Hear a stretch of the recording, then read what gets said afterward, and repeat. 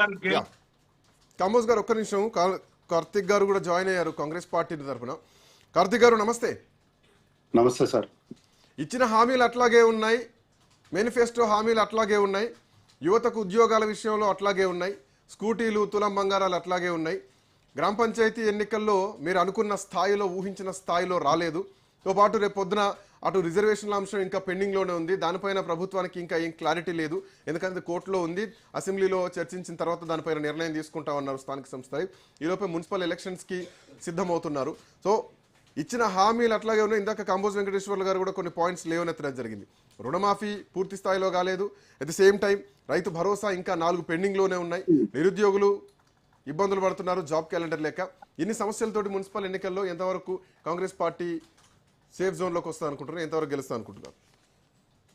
Sir, ఈరోజు Raj news ప్రేక్షకులకు మీకు అందరికీ కూడా ముందుగా నూతన సంవత్సర శుభాకాంక్షలు తెలియజేస్తున్నా. అట్లాగే అన్న వెంకటేశ్వర గారికి, బీఆర్ఎస్ పార్టీ మిత్రులకు, రాజకీయాల్లో ఉన్న వాళ్ళందరికీ కూడా న్యూ ఇయర్ శుభాకాంక్షలు తెలియజేస్తూ, సరే ఎప్పుడైనా సరే కాంగ్రెస్ పార్టీ ఎన్నికలు అనేటివి ఎన్నికల్లాగానే చూస్తుంది తప్ప అనేకమైనటువంటి విషయాలకు ముడిపెట్టి ఎన్నికలతో స్వలాభం లబ్ధి పొందాలని కాంగ్రెస్ పార్టీ ఎప్పుడు కూడా చూడదు.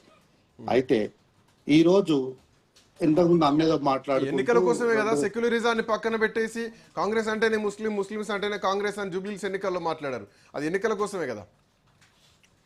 మేమేం ముస్లిం పార్టీ అని ఏం చెప్పలేదు. సెక్యులరిజాన్ని పక్కన పెట్టడం అని అంటే మేము ఒక మతానికో లేకపోతే ఒక కులానికో మేము అంటగాగలేదు. మేము ఏం చెప్పినాము, కాంగ్రెస్ పార్టీలో ముస్లింస్ కి సంబంధించినటువంటి నాయకులకు ఆ వర్గానికి పెద్దపీట వేయడం ద్వారా కాంగ్రెస్ అంటే ముస్లింస్, ముస్లింస్ అంటే కాంగ్రెస్ అనే విధంగా ఆ వర్గ ప్రజలకు మేము న్యాయం చేసినామని చెప్పినాం.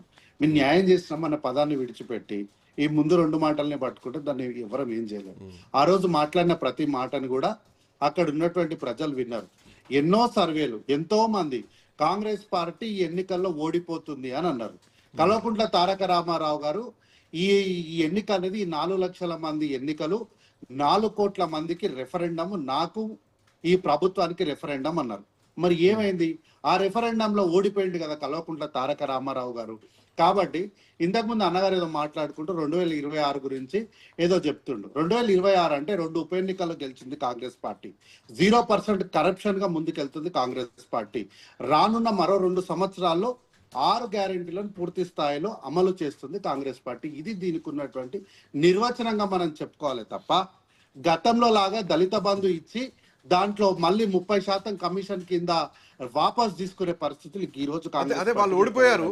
ఆ అంశాలన్నీ జరిగినాయి, వాళ్ళు ఓడిపోయారు. అంటే ఇక్కడ పాయింట్ ఏంటంటే కార్తిక్ గారు, ఎమ్మెల్యేలకు కనీసం పెళ్లిళ్లకు సావులకు పోయేటువంటి పరిస్థితి ఉంది. 1 లక్ష రూపాయలు ఖర్చు పెట్టేటువంటి పరిస్థితి కూడా ఎమ్మెల్యేల దగ్గర లేదని చెప్పేసి ముఖ్యమంత్రి జిల్లాకు చెందినటువంటి ఎమ్మెల్యేనే మాట్లాడతారు.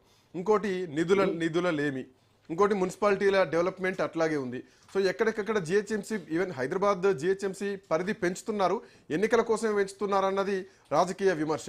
తో పాటు అర్బనైజ్డ్ ఏరియా, ఇదంతా కూడా అర్బనైజ్డ్. మున్సిపల్ కార్పొరేషన్ వరంగల్ అయితేనేమి, అటు కరీంనగర్ అయితేనేమి, ఇటు హైదరాబాద్ మెగా హైదరాబాద్ అయితేనేమి, అర్బన్లో కాంగ్రెస్ పార్టీకి అంత పట్టుందా? ఎందుకంటే గతంలో హైదరాబాద్లో బీఆర్ఎస్ పార్టీ మొత్తం క్లీన్ స్వీప్ చేసేసింది. కాంగ్రెస్ పార్టీ ఆ తర్వాత వచ్చినటువంటి కంటోన్మెంట్ లేదంటే జూబ్లీహిల్స్లోనే గెలిచింది తప్ప ఎక్కడ కాంగ్రెస్ పార్టీకి అంత వెయిట్ లేదు. సో ఇప్పుడు ఇది అంత అర్బనైజ్డ్గా జరుగుతుంది. సో అర్బన్ ప్రజల ఓటరు నాడి వేరే ఉంటుంది కదా, వాళ్ళ వే ఆఫ్ థింకింగ్ కూడా వేరే ఉంటుంది కదా. సార్, మీరే అన్నారు కరీంనగర్ ఏంది, వరంగల్ ఏంది, ఇవన్నీ అర్బనైజ్డ్ అని. మరి కరీంనగర్, వరంగల్, మహబూబ్నగర్ లాంటి అర్బన్ ఏరియాస్ లో కూడా కాంగ్రెస్ పార్టీ క్లీన్ స్వీప్ చేసింది కదా. వీళ్ళు ఏమంటారు?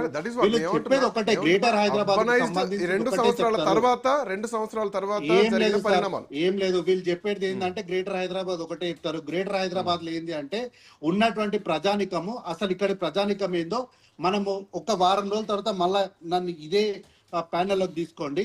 వారం రోజుల తర్వాత సంక్రాంతి ఉంటుంది, అప్పుడు చూద్దాం. గ్రేటర్ హైదరాబాద్ లో ఊరోళ్ళ కన్నా ఇక్కడ సెటిల్ అయినటువంటి ఇతర ప్రాంతాల నుంచి వచ్చినటువంటి వారి యొక్క సంఖ్య ఎక్కువ ఉంటుంది. అంటే ఇక్కడ ఫ్లోటింగ్ క్రౌడ్ ఎక్కువ ఉంటుంది. సో వాళ్ళకి ఏంటంటే వాస్తవ రూపాలు ఏంటివి, నిజాలు అనేటివి ఏం తెలియదు.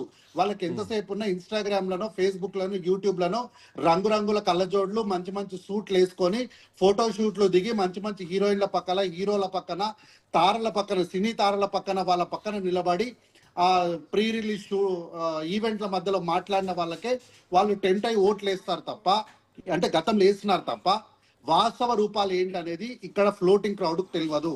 ఇక్కడ అంటే గ్రేటర్ హైదరాబాద్ మహానగరంలో ఇక్కడ స్థానికులైనటువంటి వాళ్ళు ఎవ్వరు కూడా గతంలో బీఆర్ఎస్ పార్టీకి ఓట్లు వేయలేదు. వేసిన వాళ్ళ ఆ ఓట్లన్నీ కూడా కాంగ్రెస్ పార్టీకే పడ్డాయి. కాబట్టి ఏంటంటే గతంలో జరిగినటువంటి గత 10 సంవత్సరాల్లో జరిగినటువంటి అభివృద్ధి ఏంటి, ఈ 2 సంవత్సరాల్లో జరుగుతున్న అభివృద్ధికి కార్తిక్ గారు ఇంకొక పాయింట్, దానికి లెక్కలు మున్సిపల్ ఎక్కడ కూడా ఎలక్షన్స్ కంటే కాంగ్రెస్ పార్టీ ముందర నిలబడే అంశమే లేదు. గతంలో దళిత బంధు 30% కమిషన్ తీసుకున్నారు. ఈ అలాంటి పరిస్థితి ఎక్కడ లేదు. చాలా ట్రాన్స్పరెంట్ 0% హిడెన్ చార్జెస్ లేకుండా పూర్తి స్థాయిలో ప్రభుత్వం ముందుకెళ్తుంది. కాబట్టి కార్తిక్ గారు ఒక్క నిమిషం, నా వాయిస్ వినిపిస్తుందా? కార్తిక్ గారికి కార్తిక్ గారు ఇక్కడ మీ పైన మీ ప్రభుత్వం పైన వస్తున్నటువంటి ఆరోపణలు కానీ యూరియాల విషయమా, లేదంటే హిల్ట్ భూములకు సంబంధించినటువంటి విషయాలా, లేదంటే కేసీఆర్ను తిడుతూ మాట్లాడుతున్నటువంటి విషయాలా, నీళ్ల విషయంలో అటు బీఆర్ఎస్ పార్టీ అడిగితే దానిపైన సరైనటువంటి రెస్పాన్స్ లేకుండా మాట్లాడుతున్నటువంటి విధానం, ఇవన్నీ కూడా ప్రజల్లోనే ఉన్నాయి. మోరోవర్ కేసీఆర్ బయటకు వస్తున్నారు. కేసీఆర్ ఒకరోజు ప్రెస్ మీట్ పెడితేనే గందరగోళం అయిపోయింది. అట్లాంటి కేసీఆర్ రేపు పొద్దున మహబూబ్ నగర్ నుంచే పొలిటికల్ గ్రౌండ్కి సిద్ధమవుతున్నారు. సో మున్సిపల్ ఎన్నికల్లో చాలా ఎఫెక్ట్ పడుతుంది అనుకోవట్లేరా సార్? ఏదో మహబూబ్ నగర్ నుంచి ఏదో పెడతామంటున్నారు కదా. కల్వకుంట్ల చంద్రశేఖరరావు గారిని 2009లో పాలమూరు బిడ్డగా నేను ఒట్టేసి చెప్తున్నా, ఈసారి కనుక పాలమూరుకు వస్తే ఆయన అడిగే ప్రశ్నల వర్షానికి మళ్ళొకసారి ఆయన పాలమూరులో అడుగు పెట్టకూడదు. ఆయన 2009లో పాలమూరులో పార్లమెంట్ కి పంపించి మా కోసం పాలమూరులో ఈ రోజు వరకు కూడా పాలమూరు రంగారెడ్డి ప్రాజెక్ట్ ను మొత్తం పక్కన పెట్టేస్తే మొదలు పెట్టిందే బీఆర్ఎస్ పార్టీ వచ్చిన తర్వాత కదా. మనకు తెలియదా? గతంలో పోతిరెడ్డిపాడు విషయంలో అవుట్లో ఎక్కువైపోతుందని చెప్పేసి పాలమూరు రైతు ప్రాంతానికి సంబంధించిన రైతులందరూ అరిగోస పడినటువంటి విషయాలు మనం అందరం మర్చిపోయినామా? నేను ఒక పాలమూరు బిడ్డను సార్. ఆ రోజు పోతిరెడ్డి పాడు విషయంలో మేము ఎన్ని ఇబ్బందులు పడ్డామో మాకు తెలుసు సార్.